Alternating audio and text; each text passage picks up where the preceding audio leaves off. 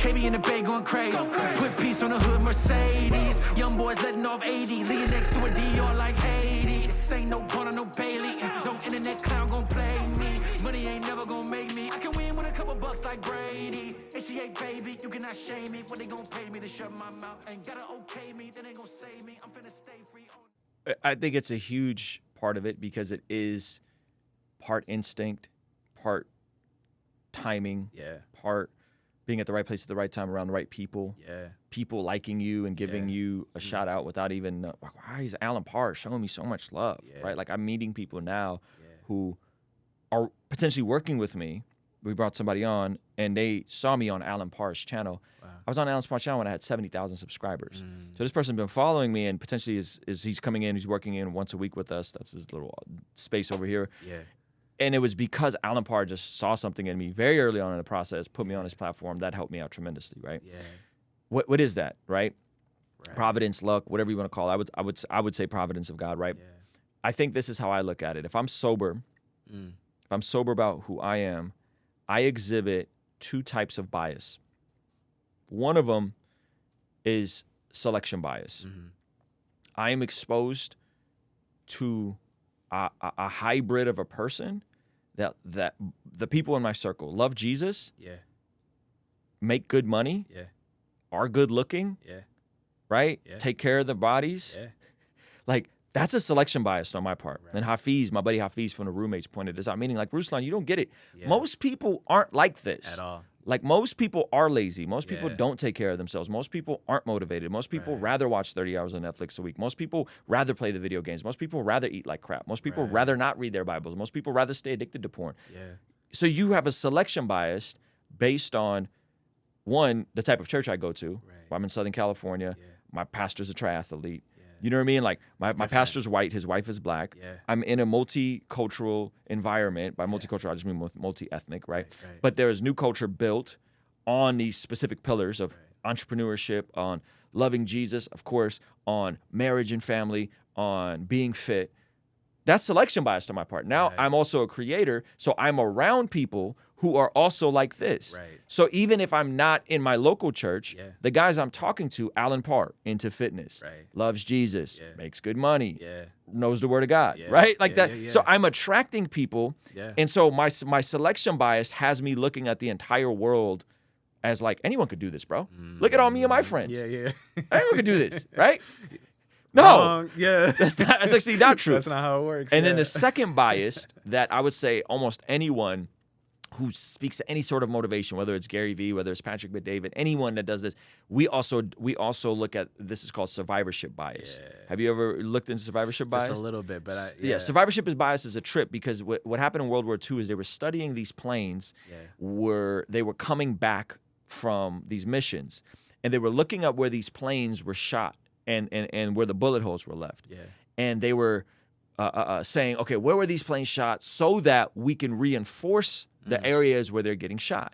And someone came along, I forgot who it was, but he said, wait a minute, you're looking at planes that survived, and you're trying to reinforce the areas that they were shot. That doesn't make any sense. You actually need to look at the planes that failed to know what happened to them, not the planes that came back. What we do is, in society as a general, we love the story of the person that was homeless and became a billionaire. But most people never become billionaires. Most people never become successful who went through that. No one gives a speech in their 60s on why they failed at life and why they don't have anything, right? So our minds naturally gravitate towards, we'll look at Oprah. We'll look at Barack, right? Like, racism is dead because look at Barack Obama, right? It's like, our president is black. Right, our president. It's like, wait a minute. Like that, he is an outlier, and we're looking at the survivors, not at the people, the average person, right? That's good. So I'm sober. That the paradigm and the bias I have around the world, about the world, is through the lens of selection bias because of the people I have access to, and I admire people who are survivors, and I have a survivorship bias with the way I look at things, right? I'm sober in that. I don't know if everyone else is, but I'm sober in that. However, when we're looking at that, my mind goes, well, why would you not want to study those people?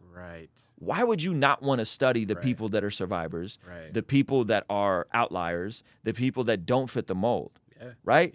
So I am intentionally always looking at the people who became successful. What do they do? What are their attributes? What are their character traits? People that specifically became successful and are married and love Jesus, right? What do they do? What are their attributes? How many days a week did they take off? How many, right? Like all these different things. And so in regards to luck or providence, some of that can be mitigated again by studying people who have done the thing you're admiring to do. And not studying what they did. This person woke up at 4 a.m. This person woke up at 5 a.m. This person woke up at 8. No. It's not what they did. It's who they became. And what are the skill sets they had and how did they become, and what areas did they compromise in? How did they build their business? What are their revenue streams? Right now, I'm looking at a lot of guys, and a lot of guys get really rich selling education. I don't really care to sell education. I have a course. I have a bunch of free courses. I'm not trying to make 7 figures off selling education, right? So I don't want to sell education. I'm looking at guys who wrote books. I'm looking at guys who built platforms. I'm looking at guys that did things differently to know all the aspects. And ultimately, I'm looking at how do they become this person. So intentionally study the outlier. Study the person that was 25, 30, 40 pounds overweight and got shredded. What do they do? It's not just all genetics. A component of it is, but there's something else there. What did they do? What was their mindset? What was their intensity? What did they have to give up? What did they have to say? So I think we approach the question of luck, in my opinion, by looking at the people who got lucky, right? And what did they do to make themselves different? And be sober about it. I'm sober, bro. Most people aren't going to make it.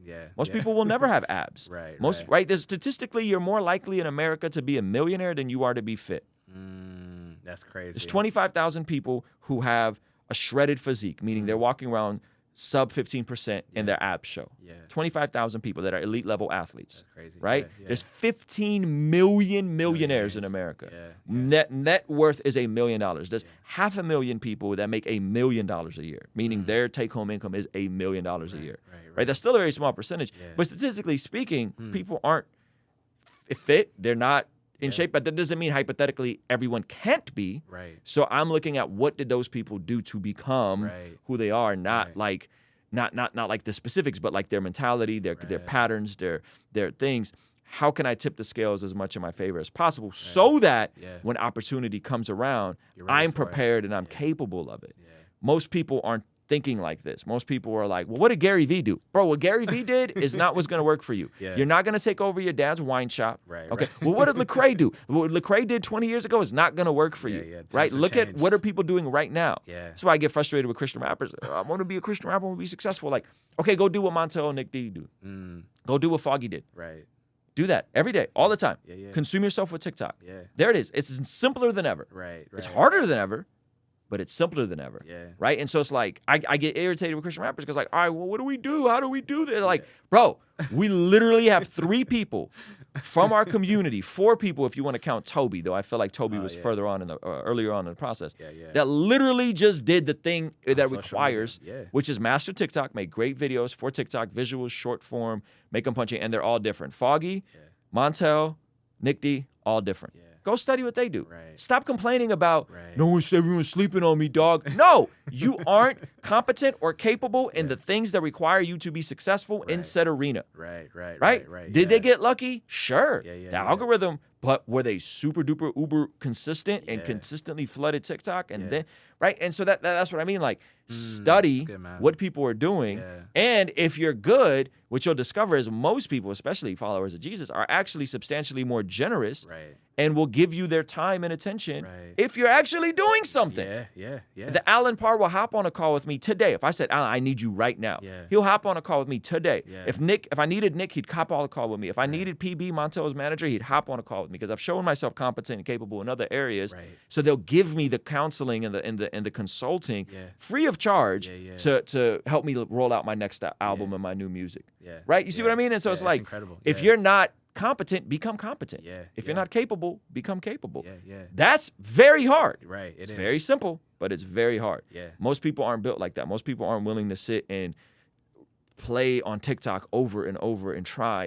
And you know, most people are like, I did it. It didn't work. You did it twice, bro. You did it twice. I did the YouTube video. It didn't work. Okay. Did you refine it? Did you look at the analytics? Did you try? Did you, right? The 10,000 hour rule is about 10,000 deliberate hours. You sit in front of a piano and just pluck for 10,000 hours, you're going to be trash, right? You might get a little bit better. You sit down in a piano with an instructor and a book and a system and a goal, you could become an amazing piano player, right? Genetics plays a role. Luck plays a role. Being in the right city with the right coach, with the right piano player, and the right all that plays a role. The providence of it, but most people, I think, unfortunately, aren't willing to really give it a shot. We're distracted. We're too consumed with other things. Like this ain't clout. This isn't real life. I got a real life. Price is better and it ain't no doubt. I ain't got time to debate. There's countries to save. Afghanistan, Cuba, I pray.